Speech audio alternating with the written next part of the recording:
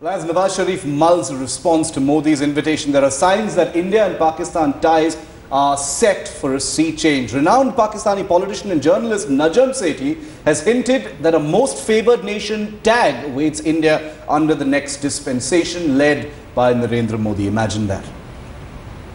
Najam Sethi, you very openly and clearly said that you personally believe your Prime Minister should accept this invitation. I want to put the same question to you. What sort of military pressures does he face in deciding to come? What sort of internal opposition does he face from civilian politicians? And is he at all also concerned how the media in Pakistan would take a decision agreeing to come? Do those factors matter when he weighs up his mind? In theory, these factors matter, but in this particular case, I don't think there's a problem. The one reason that Nawaz Sharif backed out at the last minute in giving the non-discriminatory tariff access, another word for the most favoured nation status, that they'd committed themselves to the Manmohan Singh regime, was in fact the realization that the BJP was coming to power and that it would be far better to negotiate this with the new Prime Minister.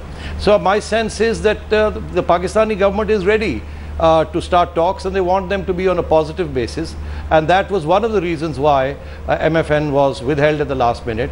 And so my sense is it's going to be on the plate as a gesture from the Pakistani side, in the expectation that the new Prime Minister will make a move on other issues. What is it that Mr. Nawaz Sharif will look for were he to take a calculated risk, accept the invitation and come to Delhi on Monday for the swearing in? Well, I don't know what he will look for, but if I were Nawaz Sharif, I'd say the following things. I'd say, let's get back on track on Kashmir vis-a-vis the old back channel. I'd say, let's get back on track vis-a-vis trade.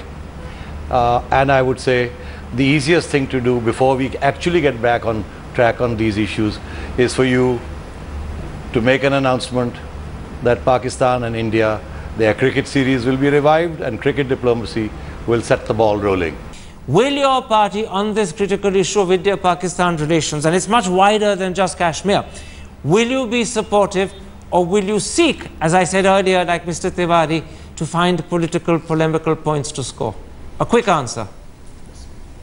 Now listen, let me stress, we are extremely keen that the national interest be defended, and we have no problem with the symbolism of the leaders getting together. And as a cricket fan, I would welcome a cricket series.